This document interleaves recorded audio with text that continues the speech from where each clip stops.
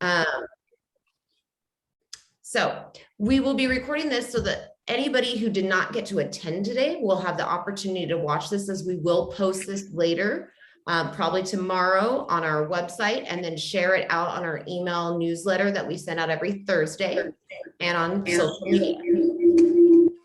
Ooh, get a little feedback. I will ask that everybody put themselves on mute unless they are speaking. This will help ensure that we can hear everybody clearly as they are talking. Another point of this format is that because this is just a friendly way for us to get to know our candidates that are running for office, this is not a debate.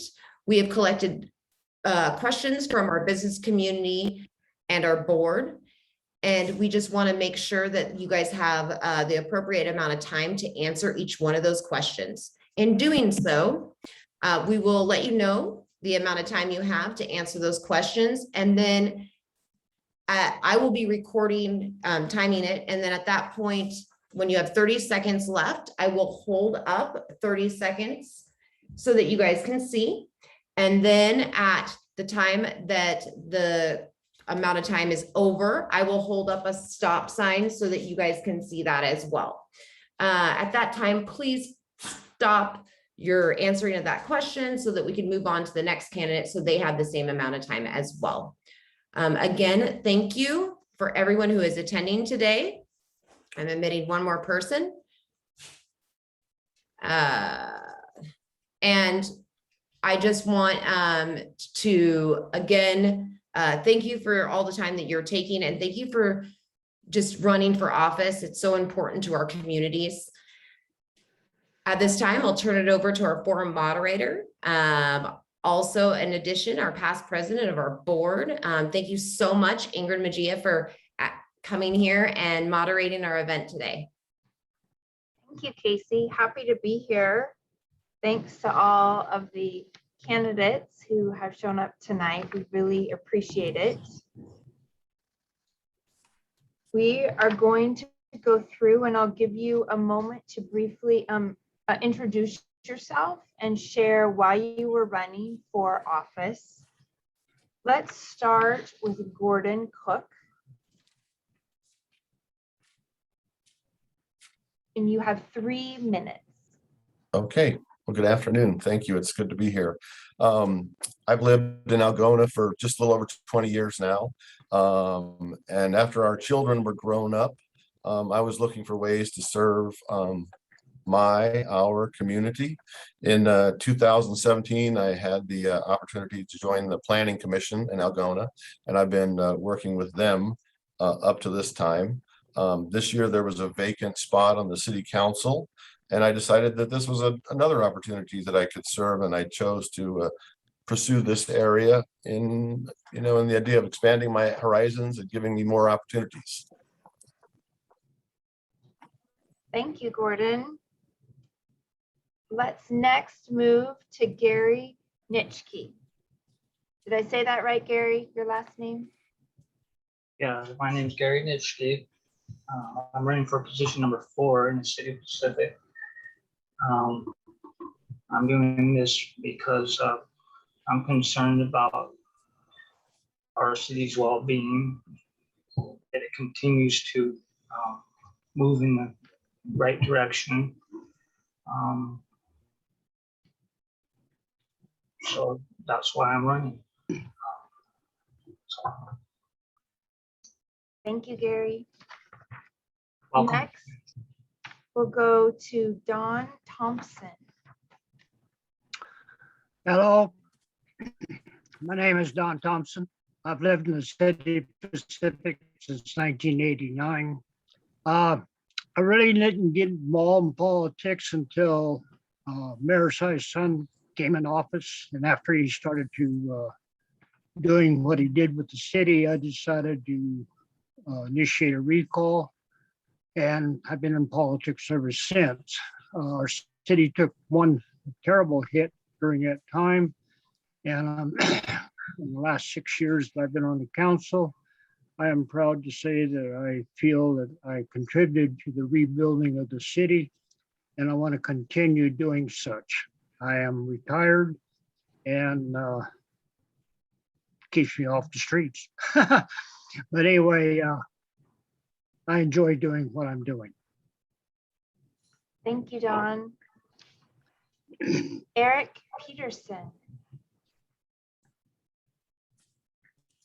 Hello, I'm Eric Peterson. I never really set out to be in politics, but as I've lived in Pacific for many years, every time we go to the city council meeting or to the police station or speak to the mayor, it falls on deaf ears. And I know myself and a lot of my neighbors are tired of it, and we're going to see if we can fix it. Thank you, Eric. Okay, our next question is share your vision for the city in the next year, and then the next 5 years and 15 years. So share your vision for the city in the next 5 years, I'm sorry, in the next year, 5 years and 15 years. You will have 2 minutes to start. And Gary, we're going to start with you. My vision for the city in this next year is to continue to get our parks updated and put the park dollars in the right areas where they need to go. In 5 years, it's pretty much the same. Try and get the taxes leveled out to where owners of homes and businesses are being taxed as heavily as they are now. And that the 15-year outlook is in line with the community development, the 20-year plan, which I participated in some of those meetings of looking at our business district, trying to get a better business district, a little bit more business and better main sector of city hall area, those parks in that area and properties. There's a plan that we've looked at before. Thank you, Gary. Dawn, share your vision for the city in the next year, 5 years, and 15 years. In the next year, I'd like to continue my push to get our stormwater retention ponds completely fenced. We're in the process of doing that now. We still have some more ponds to do. In the next 5 years, we have infrastructure and to work on. We've done the big improvements already on our infrastructure. We've got a lot more to do. I'd like to be part of that, either as a council member or I wouldn't mind being mayor even. But the work is there as we're making progress. We're a growing city. We're in the process of having the opportunity to incorporate 3 pieces of land on the West Hill. And like I say, we're a growing city and we got a lot of work ahead of us. Thank you, John. Eric, your vision for the next year, 5 years, and 15 years. Uh-oh, we lost him. Well, I hope he rejoins. And oh, he's back. Oh, there you are. Okay. I'm sorry, I tried to get to a good spot, so. Okay. I was saying, I think in the first year, the first thing we need to do is get the crime under control in our city. It used to be super safe. You could park your car out in the front of your house and you wouldn't be missing your catalytic converter in the morning. We used to have a full police force. We haven't had that in at least 3 years. I did see that the chief is planning on leaving. He's only been there for 2 years. It's a big thing to me because if you don't feel safe in your home, where can you feel safe, right? So we need to get that taken care of. We need to start fixing some of the roads that are crumbling away. There's a lot of them. There's a lot of them that are just little 1-lane roads, and they've been the same for 20 years. And I think the biggest thing that I would like to see in the long term is the speeders to not be speeding through our neighborhood anymore. And that would be my long term, but it's going to take fixing the police force and putting it back the way it was 15 years ago. Thank you, Eric. Gordon. Okay, I think in my first year, what I'd like to do is, grow as a council member. It'll be new to me, and there's some areas where you can go and get some training. So I need to just kind of learn that job. I want to listen to the community and see where their ideals are and learn what's important to them. And I want to make sure that as a city, we continue to meet our statutory requirements. 5 years out, support those community needs that we hear and learn about. We want to look for areas of opportunity. We're kind of landlocked, so we can't grow as a community. So we have to be very thoughtful about how we develop our community and where we go. I'd like to continue to support the city staff and the police department. I think we have a great team there, and we need to maintain that and help them also grow and develop. 15 years out, I'd like to see some kind of downtown business plan. The way we've developed, I don't know what the possibilities are that, but I think we miss some of that some of our other communities have, where you could have an area where people could gather and stop and meet. I think we need to address some roads, some lighting, and some sidewalks also. And I think that can be done through grants and partnerships with others and through some financial planning. Thank you, Gordon. Next question, and this question will start with Dawn. Recognizing that strong communities depend on schools, the physical and mental health of citizens, and good jobs, what will you do to encourage diverse businesses to locate to the cities of Pacific and Algona? Dawn, we'll start with you. Okay, I'm not sure I followed on that question. Would you please repeat it? Yes. What will you do to encourage diverse businesses to come to your city? The first thing we got to do is promote the diverse citizens we have now. Get them more involved with our city government, city activities. We have very good citizens. The problem is I don't know if they don't want to, or they feel like they can't participate in community projects. And we definitely have enough of them. The pandemic for the last 2 years has really put a squelch on things we had programmed and things we had in mind. And we need to promote that a little bit more, get more people involved with the city. Thank you. Eric. I think the key to getting businesses to come to our city is to keep our taxes and the fees down low.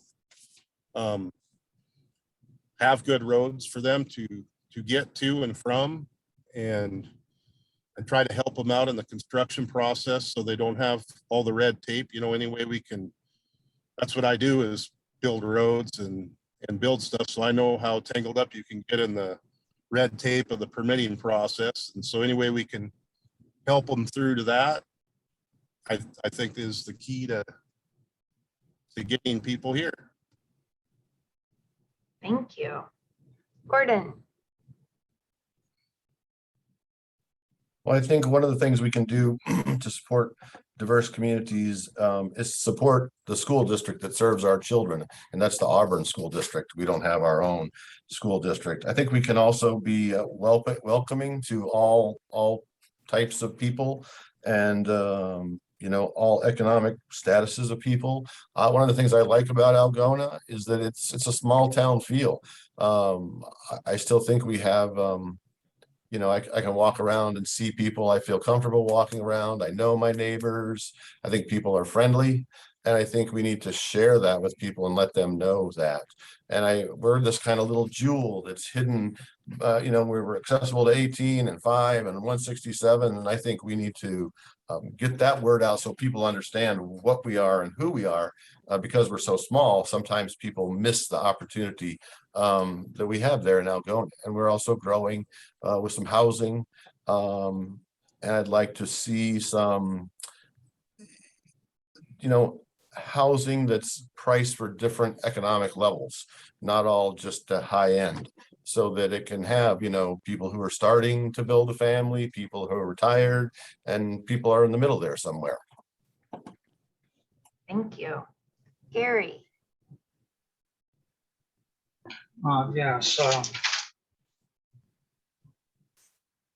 Well, the B&O tax reductions, new business incentives, broadcasting diversity, promote grants,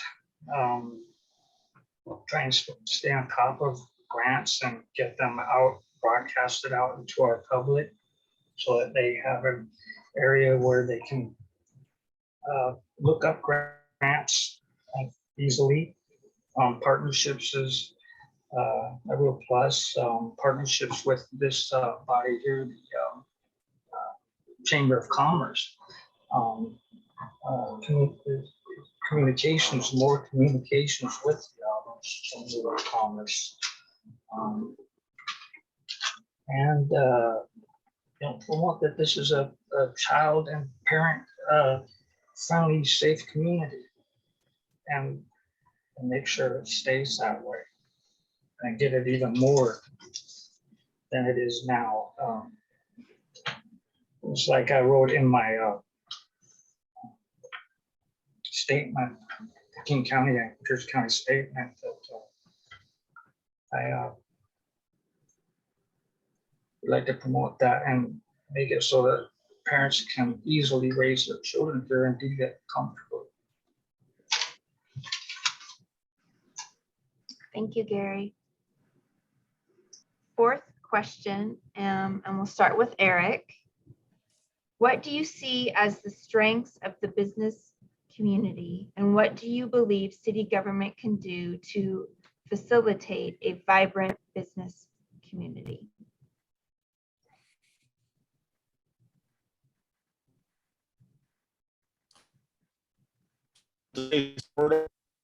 Any way you can, because business pays the majority of the taxes that support our city.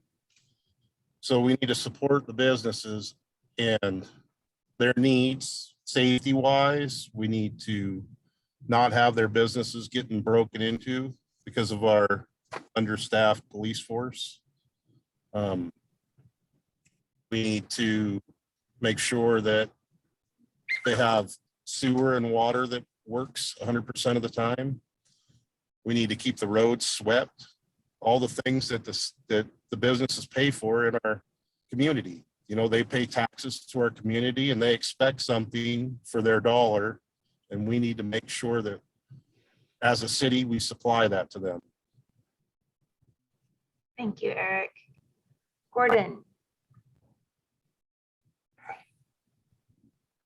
I think the way we can keep our businesses strong in the community and support them is by maintaining an infrastructure that's sound and reliable.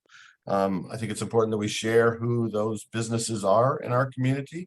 I don't think we have like a little warehouse section, and unless you take the time to go back in there and see who's there, a lot of people don't really know who they are.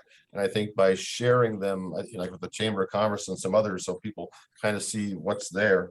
I also think it's important that as part of that infrastructure, we have a solid and reliable and interactive police department that people can, rely on, and the fire part of it, even though we're part of the Regional Valley Fire Authority, that's another area where we can support our businesses.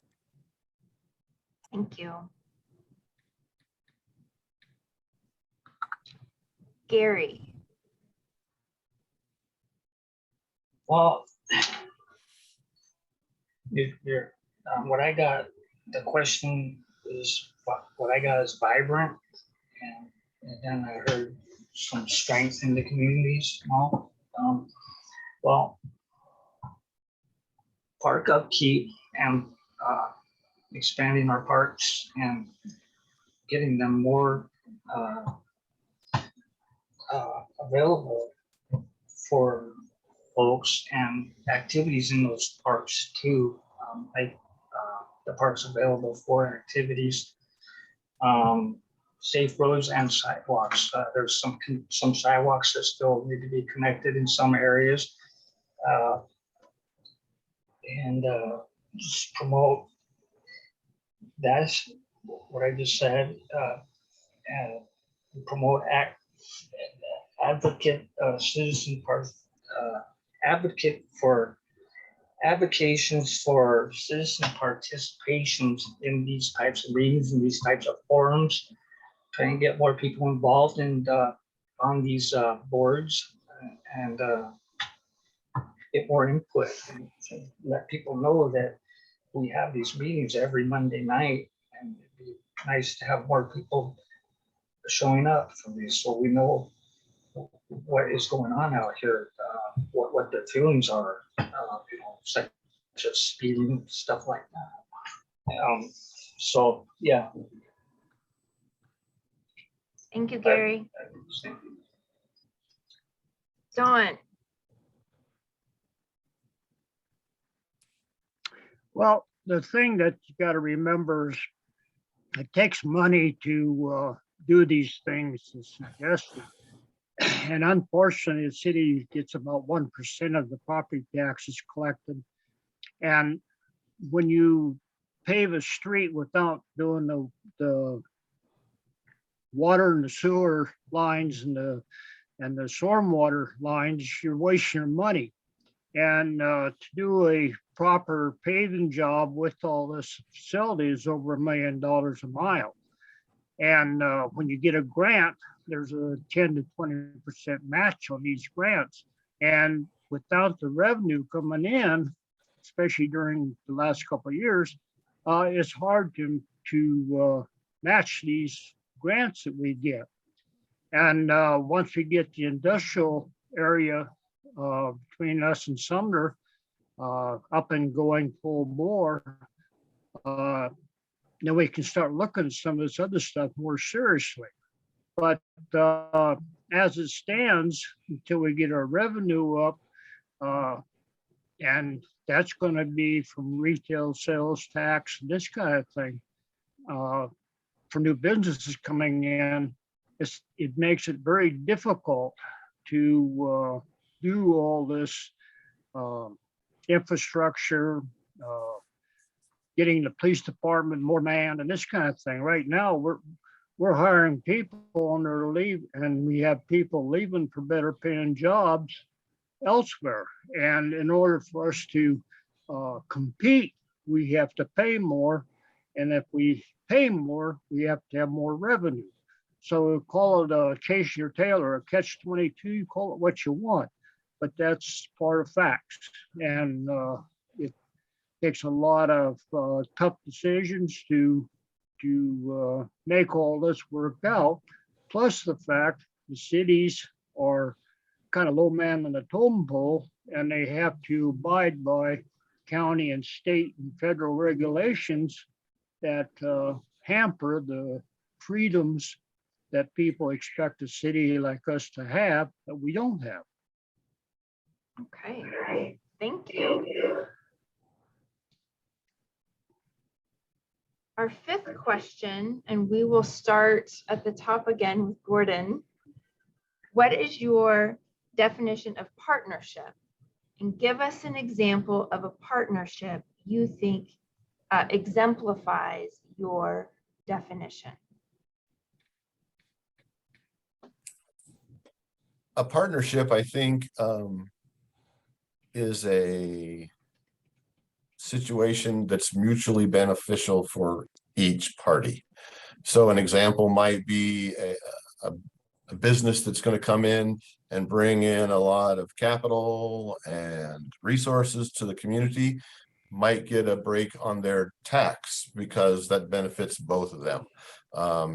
If a city lowers taxes to draw certain businesses, or allows zoning to increase to make those businesses more, make it more desirable for businesses to be there. I think that's also part of that relationship. And that can also be with neighboring towns and communities and within groups within the community. It's not just business, but it does, affect business and then carries into all our relationships. Thank you. Gary. Yes, partnerships and examples of partnerships. We have a group here that's called Pacific Partnerships, which is really great. It's really awesome, this group. And so that's an example of our Pacific Partnerships, and that helps with our kids. A lot of that, we have our tree lightings and our parades and food drives. They're just great. Other examples of partnerships is like this Auburn Chamber of Commerce, or Connects, or what it's called now. There's partnerships there too, partnering with them and advocacy and grants. And then we have interlocals, like where we might share some tasks and jobs with our neighbors, such as Auburn, and we've done some interlocals there, such as boarding with our IT, and then just partnerships with our fellow neighbors and all that, partnering up on ideas and coming to meet, attending meetings and discussing our historical backgrounds and where we can troubleshoot or come together on doing tree plantings and stuff like that, cleanups. Thank you. Dawn. Partnership between the communities is critical. A few years back, when the previous administration got the short road, for example, in a lot of trouble, we partnership with the city of Sumner, and today Stewart Road's almost totally completed. They're starting to work on the bridge over the White River now, and partnership with the good example of partnerships, the Valley Regional Fire District, where they take care of several cities, and we partnership with the cities in maintaining that fire department. I'd like to see more partnership between communities, like Algona and us working together for centennials or yearly events. It'd be nice if we partnership with other outlying cities, and we did do a lot of partnership with Auburn during the harder times we had in the past few years. But partnership between communities is very critical, and it helps intertwine the community as a whole, the whole area. I mean, sure, we're not Seattle, but we got a whole lot of people down here that will benefit from any partnershiping we do. Thank you. Eric. Well, in my opinion, a partnership is it's an arrangement between two or a few people It could be a business, it could be the fire department, it could be the civil servants, you know, it could be the people that are doing the maintenance on the streets. Anybody that you have an arrangement with in the city, and they're very important. And it's very important to listen to your partners, and it's very important to follow through with their needs as well as them to follow through with their needs. There's a few keys between partnerships. It's trust. You got to do what you say you're going to do. You got to follow through. They have to do what they say they're going to do, and they have to follow through.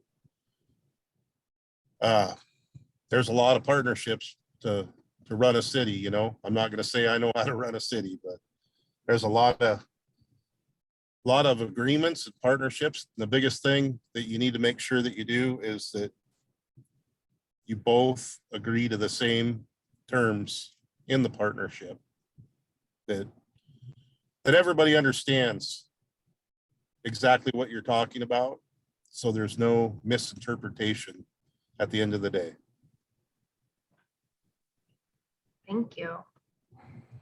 This is our final question before closing comments.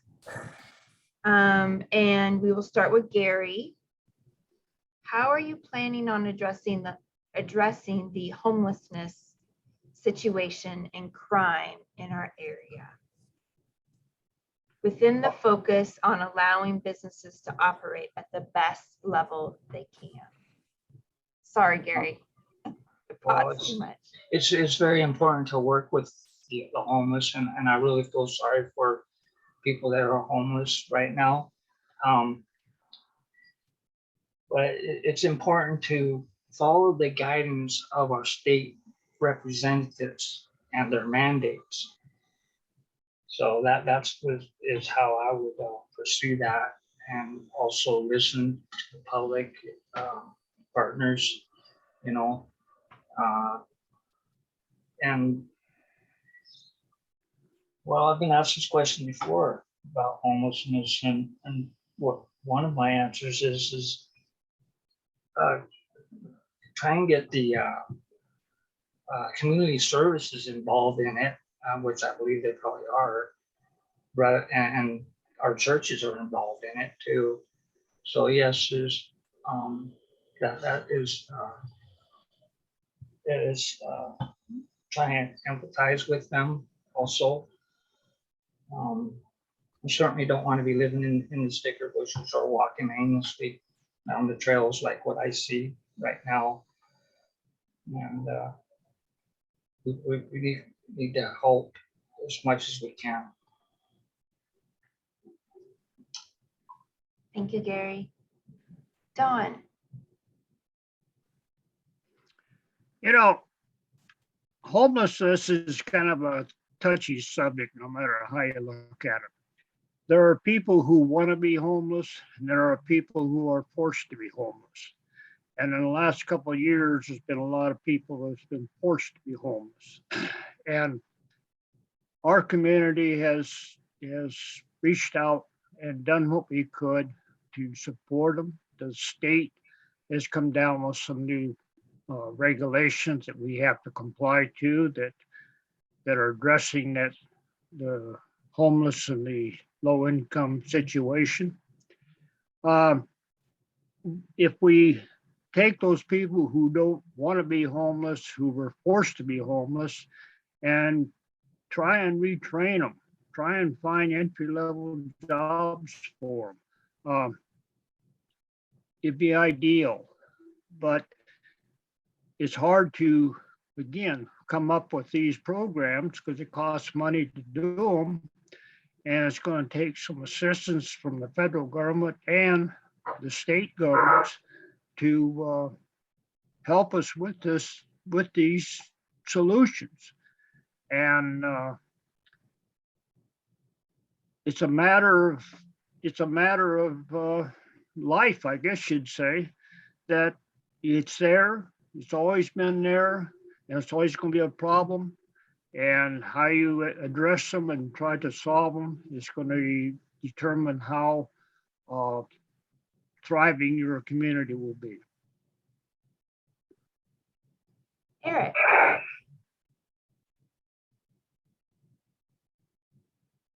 You're on mute, Eric.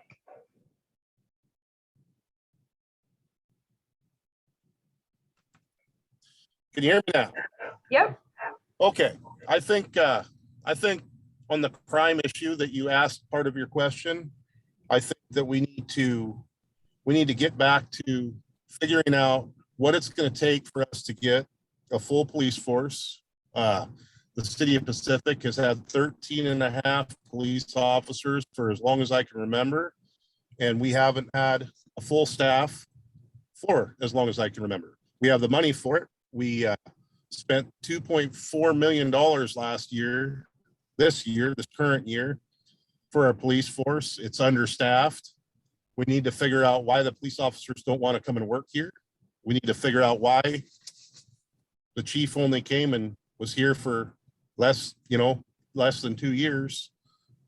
And once we establish that, we can get a handle on the crime. And with that, we need people like our police officers to respect the homeless people, not chase them out with a stick, but figure out what their needs are. We need to help the people that want to be helped, and we need to discourage the ones that don't want to be helped, that just want to be the problem, that are here for crime, that are here to break into cars in the night, the problem people. Thank you, Eric. Gordon. Yeah, homelessness is a hard subject. I think there's just no one right answer. Some of the things that I think will help is to help people find opportunities, and provide them access to social support services. Partnerships can be important in this, and sometimes it's faith-based communities, and other communities that may have access to larger services or more services than we have.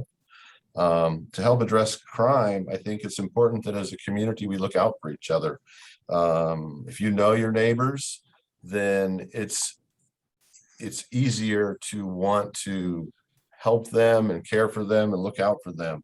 I think it's important that you get to know your police officers and your other civil servants in your community. And I also think it's important to know and support your businesses. If you go down to the corner store and, buy things from time to time, and you talk with the people there, you get to know them. And it builds this kind of family orientation and mentality, which helps make the community strong. And people are not as isolated then, because if everybody just stays in their own little bubble, that's when things are more likely to come into the community and be a problem. And I think also to just be kind, kind of like Eric mentioned there. These are people that we're dealing with. And sometimes I think we lose sight of that. Thank you. We are to the closing comments. Each of you will have 2 minutes to give closing comments. And we'll start with Dawn. Okay. I like to think that I base my judgment on facts. And unfortunately, people will listen to a rumor more so than they'll listen to facts. And I encourage the residents of Pacific and our other areas to attend the council meetings, to talk to the council people. Find out some of the facts. Don't go by the rumors that your neighbor might think he knows. And since I've been a councilman, I've run into this so many times that somebody says, oh, so-and-so did this or so-and-so did that or whatever. It's second information. It's a rumor. It's not based on fact, and it could be so far from the truth, it's unreal. And again, find the facts before you vote. Find the facts before you open your mouth. Find the facts before you tell your neighbor something that's not true. And once you do that, people will get along so much better. So I encourage people to look for the facts, look for the truth, not the rumors. Thank you, John. Eric, closing comments. I think the most important thing in being an elected person is to listen to the people who elected you. You need to listen to them, and you need to work for them. Your opinion in it means nothing. My opinion means nothing. You're the voice of the people, and it's gotten so out of hand where people steer everything the way they want it. They get elected and then they take off and they run and they do whatever they want. And at the end of the day, you're just a tool for all the people that cast their ballot for you. And you need to make sure that you listen to them. And if it's conflicting, then you need to try to listen to the majority of them. It needs to be within the laws that we already have, unless you're changing a law, which can be done. But the biggest thing that I see the problem with is nobody wants to listen to the people that elected them. And it doesn't work. It doesn't work for me. And that's the only reason that I'm here. Thank you, Eric. Gordon, final comments. Thank you. In closing, I just want to thank the Auburn Area Chamber of Commerce for this opportunity, and thank you to Boeing for their support also.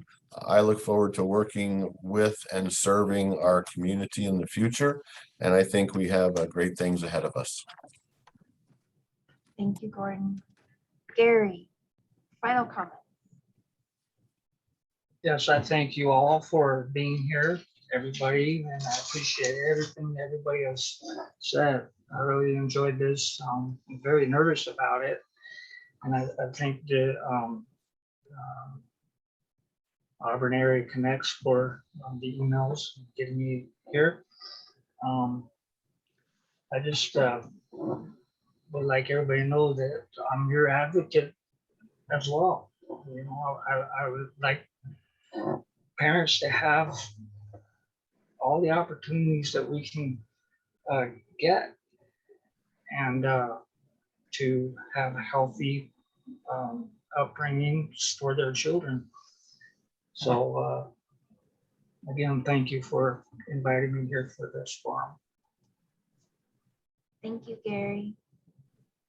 Well, this ends my portion, and I want to thank all of you for taking time tonight to share your thoughts. I think we learned a lot, so thank you very much, and I will turn it back over to Casey. Thank you, Ingrid. And I just want to thank all the candidates. I really do appreciate your time. I know you guys have busy schedules. I know that a lot of you have other jobs and positions that you attend to during your day. So I appreciate it. We will be posting this, like I said, on our website. Our Auburn area is committed to making sure that our chamber represents Algona and Pacific. So I really do appreciate you serving in those areas and running. And if you have any other further questions or anything that you want to find out more about how the Auburn Area Chamber works and partners with our cities, please feel free to reach out to me at any time. And again, thank you so much to Boeing for sponsoring this event. I hope you guys have a wonderful afternoon.